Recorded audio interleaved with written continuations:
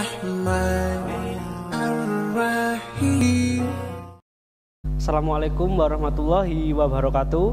Bagaimana kabarnya anak-anak? Kembali lagi di kelas geografi bersama Ustadz. Untuk pertemuan kali ini kita akan membahas tentang definisi penginderaan jauh dan juga komponennya. Nah, karena kemarin kalian sudah selesai membahas tentang materi pemetaan, mulai dari pengertian sampai jenis-jenisnya, kemudian cara penghitungan skala, dan bagaimana sistem proyeksi dalam sebuah pemetaan. Pada pertemuan kali ini, Ustadz lanjutkan ke materi penginderaan jauh dan juga komponennya. Jadi penginderaan jauh ini juga saling berkaitan dengan materi pemetaan juga, hanya saja sedikit berbeda. Nah, kalian pernah melihat foto udara atau foto dari citra satelit? Itu adalah pengaplikasian dari penginderaan jauh. Untuk saat ini kita akan membahas tentang pengertiannya saja, kemudian komponen-komponen apa saja yang ada di penginderaan jauh. Bagaimana materinya? Simak terus video Ustadz.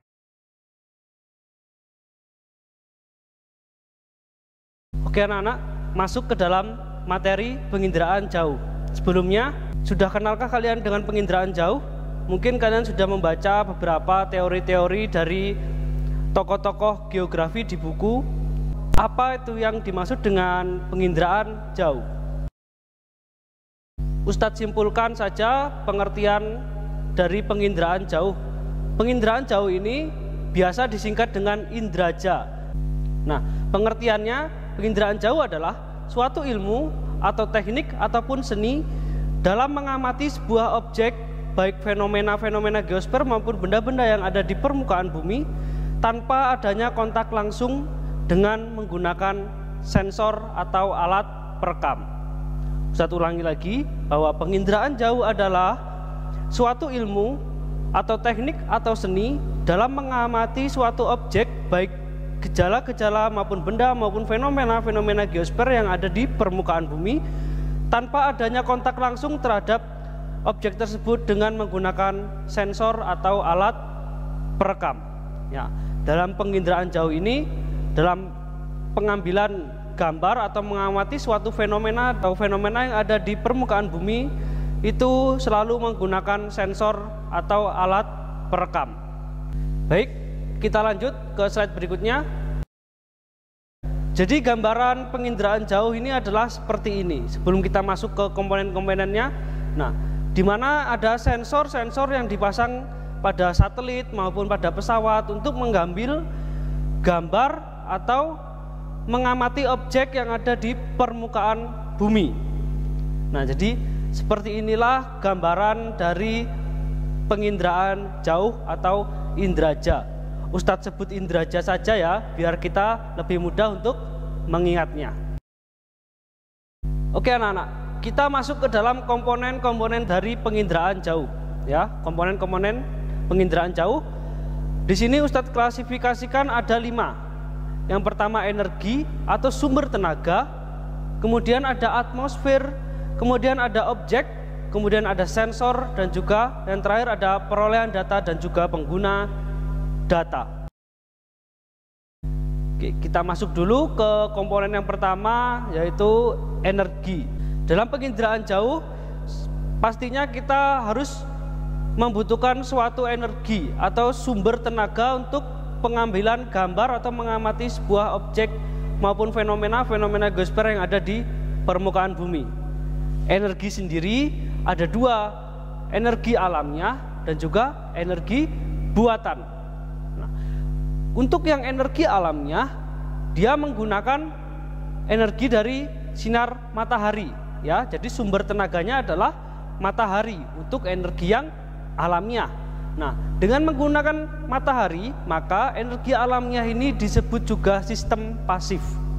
Ya, karena menggunakan matahari, maka energi alamiah ini juga disebut sebagai sistem pasif. Nah, dalam penggunaan energi alamiah matahari ini, kita mengamati suatu objek maupun fenomena-fenomena di permukaan bumi hanya bisa di siang hari atau ketika sinar matahari mampu menyinari permukaan bumi ya anak-anak. Apa saja kendalanya Ustadz kalau menggunakan energi matahari? Kendalanya adalah cuaca anak-anak. Nah, ketika cuaca mendung di atmosfer penuh dengan awan sehingga sinar matahari tidak maksimal untuk masuk ke permukaan bumi. Nah, itulah kendalanya. Ya, jadi kendalanya adalah cuaca. Kemudian kita juga harus bisa memperhatikan sudut kedatangan sinar matahari itu dalam penggunaan energi alamiah di penginderaan jauh ini atau indraja. Nah, seperti itu anak-anak. Tetapi keunggulannya adalah kalau kita menggunakan sumber matahari, kualitas objek yang kita amati atau yang kita rekam itu sangat baik sekali anak-anak ya. Meskipun terkendala cuaca, tapi dengan menggunakan energi matahari ini perekaman gambar itu hasilnya sangat bagus sekali, memiliki kualitas yang sangat baik sekali. Nah, seperti itu anak-anak. Kemudian kita masuk ke energi buatan. Kalau tadi ada alamnya, nah sekarang ada energi buatan. Kalau energi buatan ini dia tidak menggunakan matahari anak-anak, sumber tenaganya bukan menggunakan matahari ya.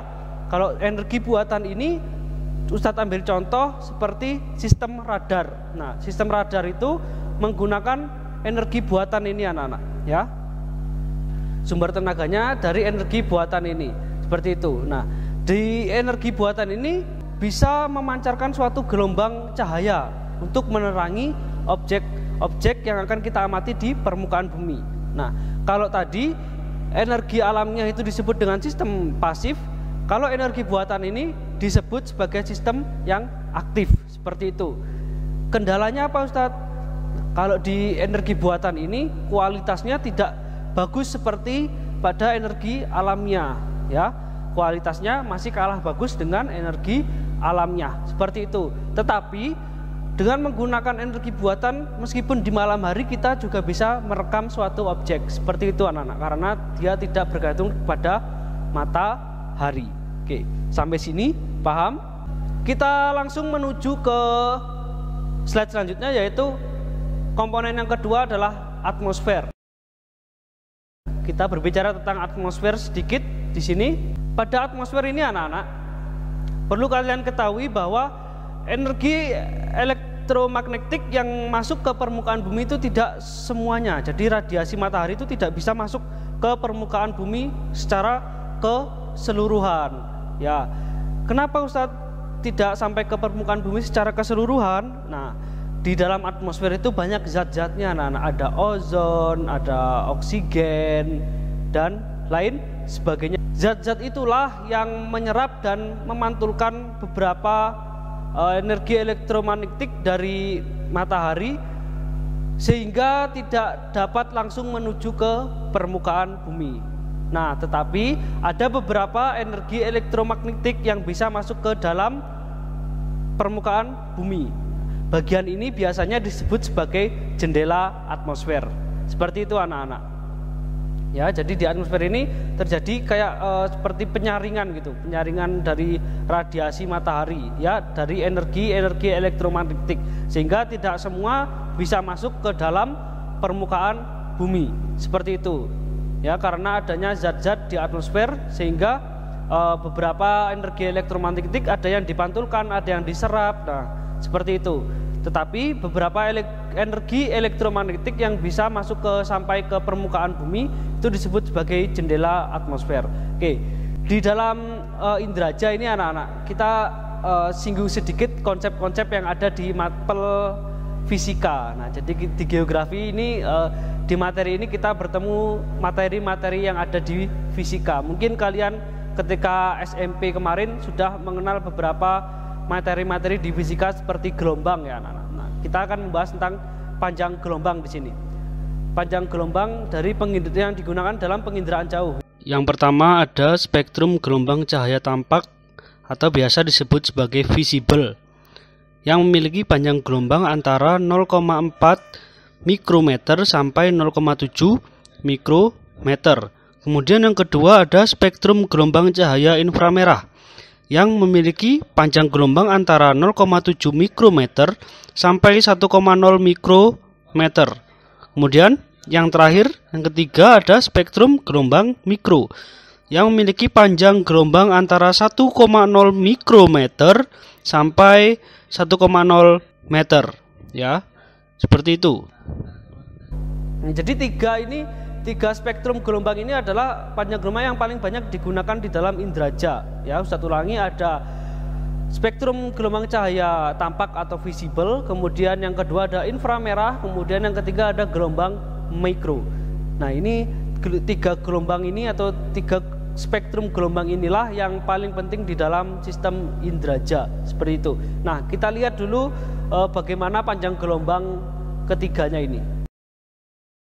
Seperti inilah gambar dari gelombang spektrum gelombang yang digunakan di dalam sistem inderaja. Nah, bisa kalian lihat ada panjang gelombangnya, kemudian ada sinar gamma, sinar X, sinar UV, inframerah, kemudian gelombang radio. Nah, kemudian di bawahnya itu adalah cahaya tampak. Nah, cahaya tampak itu di antara sinar UV dengan sinar inframerah itu anak-anak. Jadi dia itu berada di antara sinar UV dan juga sinar atau spektrum gelombang inframerah, seperti itu. Ya, jadi Ustadz ulangi, ada sinar gamma, sinar X, sinar UV dan juga inframerah, kemudian ada gelombang radio. Nah, kalau cahaya tampak atau yang visible tadi, dia itu berada di antara sinar UV dan juga inframerah. Seperti itu, bisa dilihat ya panjang gelombangnya. Oke, Ustadz lanjut saja ke slide berikutnya. Komponen lainnya yaitu ada objek. Nah, bahwa objek ini juga termasuk ke dalam komponen-komponen dari inderaja. Nah, objek ini adalah suatu fenomena yang kita rekam atau kita amati dengan menggunakan konsep inderaja. Nah, kalau tidak ada objek, terus apa yang kita amati? Seperti itu kan? Nah, di objek ini yang diamati itu bisa ada atmosfer, kemudian ada hidrosfer, kemudian litosfer dan juga biosfer.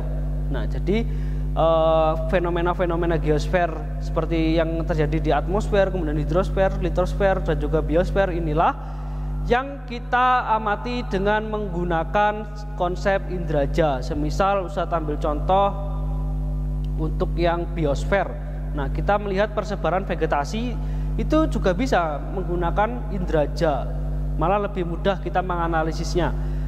Ketika kita mengambil atau merekam suatu objek, itu bisa digunakan untuk beberapa kali analisis, dengan menggunakan beberapa bidang, seperti perencanaan wilayah juga bisa, kemudian untuk mengetahui persebaran vegetasi, kemudian untuk mengetahui sedimentasi di dalam sebuah sungai ataupun laut, untuk melihat laut ini dangkal atau dalam, seperti itu bisa menggunakan konsep inderaja ini, seperti itu. Nah, kita bahas dulu sedikit tentang yang objek. Oke. Untuk yang objek ini memiliki 4 variasi pancaran atau pantulan gelombang elektromagnetik. Yang pertama ada variasi spektral. Nah, dengan menggunakan variasi spektral ini yang dilihat itu adalah panjang gelombangnya. Nah, kalau yang variasi spektral ini dilihat itu panjang gelombangnya. Dia biasanya berkaitan dengan warna, ya, berkaitan dengan warna suatu objek, seperti itu. Kemudian yang kedua, variasi spasial ini anak-anak, dengan menggunakan ini kita melihat perbedaan bentuk, ukuran dan juga tekstur dari sebuah objek. Nah, ada yang teksturnya halus, kemudian ada yang kasar. Nah, seperti itu, ada bentuknya U. Kalau semisal sekolah, gedung sekolah, kalau kita foto dari atas dengan menggunakan drone atau pesawat, ya, nah itu kan bentuknya seperti U, di tengah-tengahnya ada lapangan, seperti itu, ya. Selain variasi spasial juga ada variasi temporal, anak-anak. Nah, ini dia ini karena temporalnya, ada kata-kata temporal ini kan berkaitan dengan fungsi waktu, ya, baik harian maupun mingguan. Nah, variasi temporal ini biasanya digunakan untuk mengamati sebuah vegetasi, anak-anak, seperti itu, ya. Jadi kalau variasi temporal ini berkaitan dengan waktu, kemudian dia biasa digunakan untuk melihat atau mengamati suatu vegetasi, seperti itu. Kemudian yang variasi selanjutnya, untuk yang terakhir ini adalah variasi polarisasi. Dia menggunakan melihat dengan pola-pola dari suatu objek, ya, polarisasi dari sebuah objek, seperti itu. Ustadz ulangi lagi, ada 4 variasi pancaran atau pantulan gelombang elektromagnetik yang dapat digunakan untuk menganalisis suatu objek. Yang pertama ada variasi spektral, dia berhubungan dengan panjang gelombang berkaitan dengan warna suatu objek. Kemudian yang kedua ada variasi spasial, dia berkaitan dengan bentuk, ukuran maupun tekstur dari sebuah objek. Kemudian ada variasi temporal, berkaitan dengan waktu, untuk biasanya melihat suatu vegetasi. Kemudian yang terakhir ada variasi polarisasi. Ya, polarisasi ini dia berkaitan dengan polarisasi dari sebuah objek seperti itu. Nah, di dalam objek ini anak-anak ada objek yang dapat memantulkan cahaya. Ketika kita rekam itu terlihat terang, terlihat gelap. Nah, seperti itu. Jadi kalau yang objek yang terlihat terang atau cerah ini adalah objek yang memancarkan atau memantulkan energi lebih banyak anak-anak. Nah, jadi kalau cerah itu yang energi yang dipantulkan oleh objek itu dia lebih banyak sekali. Kemudian untuk yang sebaliknya, kalau yang objek yang gelap itu dia memantulkan sedikit energi. Nah, makanya dia terlihat gelap ketika ditangkap oleh sensor. Nah, semisal kalau kita melihat tanah lapang di dalam foto udara itu terlihat terang anak-anak. Nah, kenapa kok terang? Ya itu tadi karena tanah lapang ini dia memantulkan energi yang banyak, ya, dia memantulkan energi yang banyak sehingga ditangkap oleh sensor itu terlihat terang. Kemudian kalau air, nah air ini di dalam foto udara itu cenderung gelap anak-anak, cenderung gelap. Kenapa? Karena energi yang dipantulkan oleh air itu sangat sedikit sehingga yang ditangkap oleh sensor atau alat perekam itu terlihat gelap. Seperti itulah penjelasan dari komponen objek. Selanjutnya kita masuk ke komponen wahana dan sensor. Nah, kita mengenal kata wahana, bukan wahana yang ada di Jatim Park ya, beda. Nah, kalau wahana di dalam sistem inderaja ini dia itu adalah kendaraan, ya, kendaraan atau alat yang membawa alat perekam. Nah, jadi sensor atau alat perekam itu ditaruh di kendaraan, ada kendaraan atau alatnya. Apa saja Ustadz alat-alatnya? Ada pesawat, kemudian ada balon udara, dan juga ada satelit. Nah, seperti itu. Jadi alat sensor atau alat perekam itu diletakkan di dalam pesawat untuk moto. Bisa juga drone anak-anak. Kita kan biasa sekarang kan yang paling hits itu kan menggunakan drone. Kita pakai drone naik ke atas, kita foto daerah rumah kita semisal. Nah, kelihatan kan bentuk perumahan seperti apa, kemudian warnanya, sawah itu seperti apa. Nah, itu kan seperti itu. Jadi bayangan inderaja atau penginderaan jauh itu seperti itu simpelnya. Nah, ya, dengan menggunakan wahana. Jadi kalau drone tadi, drone-nya termasuk wahana. Kemudian yang potret atau alat fotonya itu atau alat merekam itu adalah sensornya, anak-anak, seperti itu. Nah, di dalam wahana ini juga memiliki keterbatasan ketinggian. Kalau balon udara dan pesawat terbang itu memiliki 1000 sampai 9000 meter, ya. Dia bisa naik sampai 1000 sampai 9000 meter. Itu kalau balon udara dan pesawat. Kemudian ada lagi pesawat yang tingkat 2 atau yang bisa mencapai ketinggian tertentu. Nah, yang pesawat yang kedua ini adalah dia bisa mencapai ketinggian 18.000 meter. Nah, kemudian yang terakhir adalah satelit. Nah, kalau satelit ini yang paling jauh ya, sekitar 400 sampai 800 kilometer. Nah, ada beberapa perbedaan keunggulan dengan menggunakan pesawat ataupun satelit, anak-anak. Nah, kita bahas dulu yang pesawat. Kalau yang pesawat ini dia memiliki kerincian objek yang dapat terus ditingkatkan. Ya, jadi kalau pesawat ini dia memiliki kerincian objek yang dapat terus ditingkatkan karena dia bisa mengatur ketinggiannya, anak-anak. Pesawat itu bebas untuk mengatur ketinggiannya, seperti itu. Berbeda dengan satelit. Kalau satelit dia memiliki kerinciannya itu bergantung kepada piksel, anak-anak, pikselnya.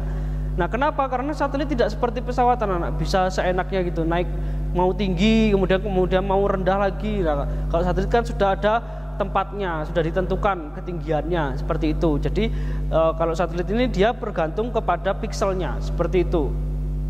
Ya, kemudian yang kita lanjut ke yang sensor. Nah, Ustadz tadi sudah singgung bahwa sensor itu sama saja seperti alat perekamnya, ya. Sensor itu alat perekamnya.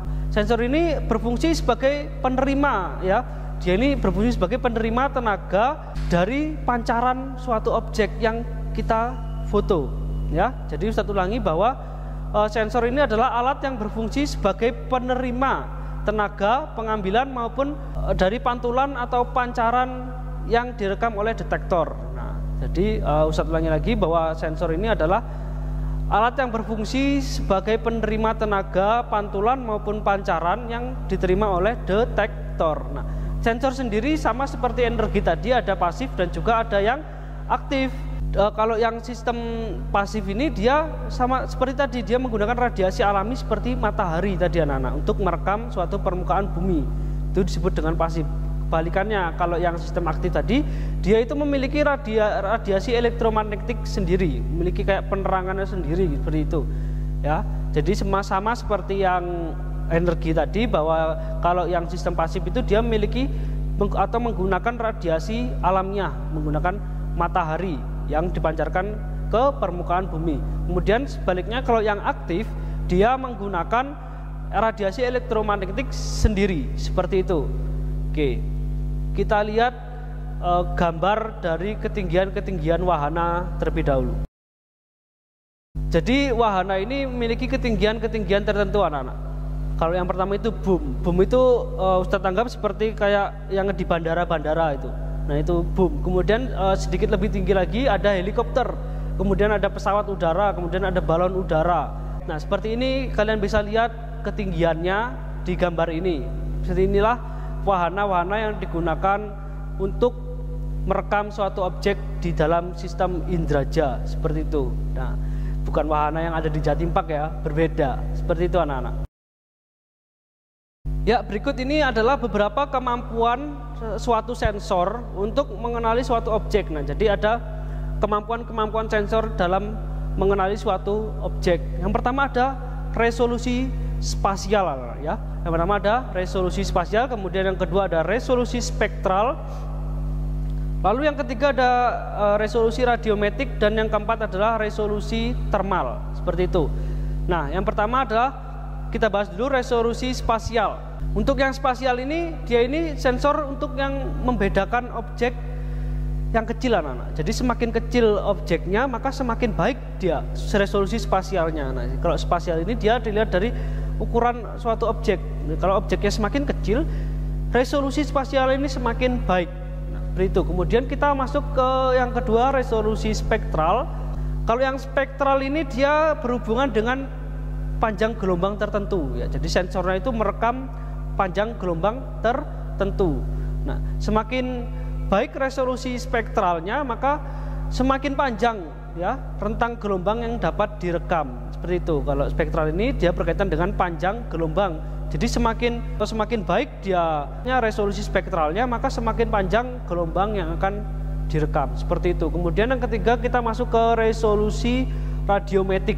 Nah, kalau yang resolusi radiometrik ini dia membedakan objek berdasarkan perbedaan sifat pemantulannya atau sifat pancaran gelombangnya seperti itu. Nah, kalau radiometrik ini berkaitan dengan sensornya itu dapat membedakan perbedaan dari pantulan atau pancaran dari gelombang elektromagnetiknya seperti itu. Kemudian yang keempat adalah resolusi termal. Nah, kalau yang termal ini dia berkaitan dengan suhu ya anak-anak. Jadi termal ini berkaitan dengan suhu seperti itu. Oke, kita lanjut. Sensor berdasarkan proses perekamnya. Nah, jadi kita bahas dulu sensor berdasarkan proses perekamnya. Yang pertama ada sensor fotografik. Kalau yang fotografik ini dia berkaitan dengan foto udara ataupun citra satelit anak-anak. Jadi sensor fotografik ini yang digunakan itu adalah kamera. Nah, kalau kita pakai drone, nah seperti itu. Drone itu kalau kita pasang kamera, dia termasuk sensor fotografik ya ini. Sensornya itu termasuk ke sensor fotografik ini anak-anak. Seperti itu. Untuk memoto objek yang ada di permukaan bumi. Nah, cara kerjanya itu seperti ini. Jadi kalau kita menggunakan sensor fotografik ini, dia itu cara kerjanya berdasarkan pantulan dari objeknya itu anak-anak. Pantulan tenaga dari objek yang akan kita rekam itu anak-anak. Kemudian detektornya adalah film, sehingga sensor ini menghasilkan sebuah foto. Nah, karena detektornya adalah film, jadi sensor ini dia menghasilkan sebuah foto. Nah, kalau kita menggunakan pesawat maka menghasilkan foto udara, atau kalau kita menggunakan satelit dia menghasilkan citra satelit. Nah, contohnya seperti kalau satelit ya seperti Ikonos. Nah, satelit namanya Ikonos. Nah, nanti kalian akan mengenal apa itu satelit-satelit dan juga fungsinya. Seperti itu. Kemudian kita bahas dulu ke sensor yang kedua, sensor elektronik ya. Dia ini berdasarkan sinyal ya. Perekamannya itu berdasarkan sinyal elektronik yang dipantulkan atau yang dipancarkan, seperti itu. Kemudian detektornya adalah pita magnetik. Nah, kalau yang pertama tadi adalah detektornya adalah film, kalau yang sensor elektronik ini detektornya adalah pita magnetik, seperti itu.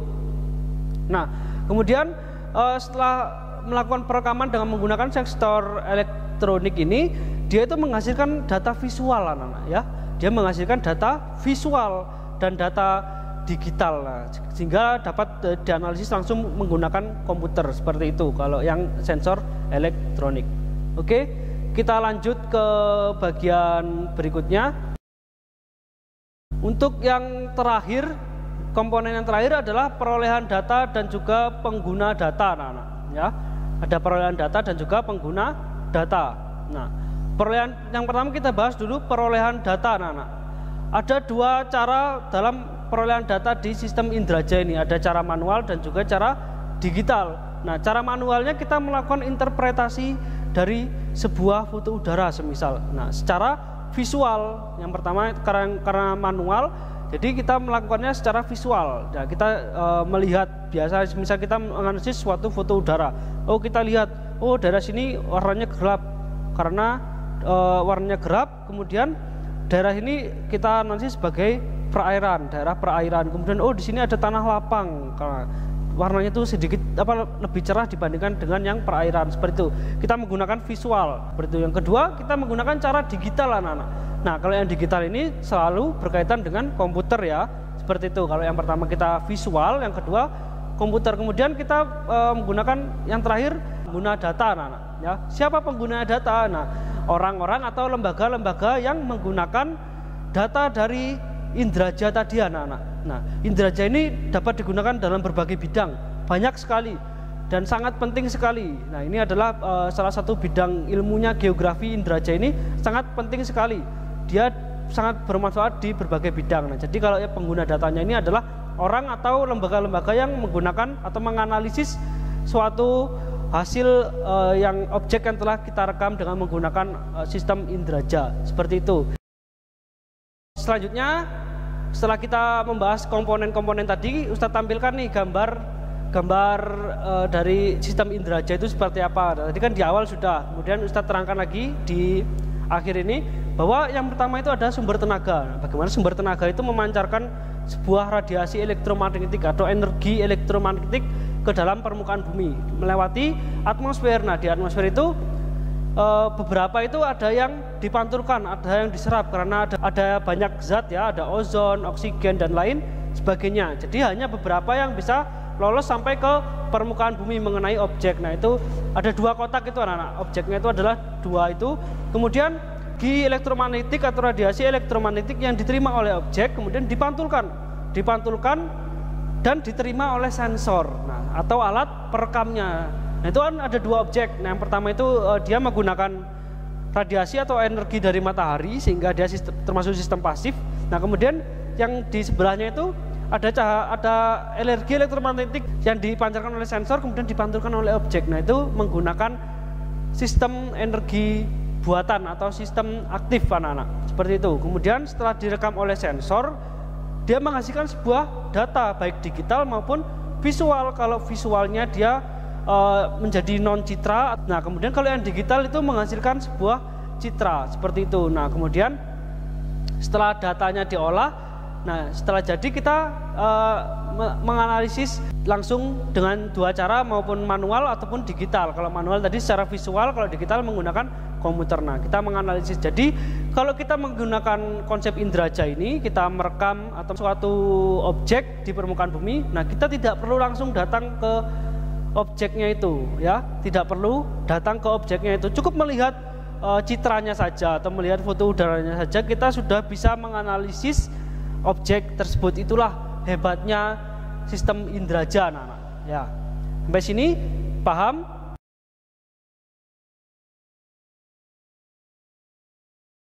Sebelum Ustadz akhiri materi pada pertemuan ini, mari kita simpulkan materi-materi yang sudah kita bahas tadi. Yang pertama adalah pengertian indraja, anak-anak. Nah, jadi kalau indraja ini adalah suatu teknik atau ilmu atau seni dalam mengamati suatu objek tanpa adanya kontak langsung terhadap objek tersebut dengan menggunakan sensor atau alat perekam. Nah, kemudian kita analisis seperti itu. Kemudian komponen-komponen inderaja yang pertama ada sumber energi, ada energi alamnya biasa disebut dengan sistem pasif menggunakan matahari, kemudian energi buatan disebut dengan sistem aktif, dia memancarkan cahaya sendiri.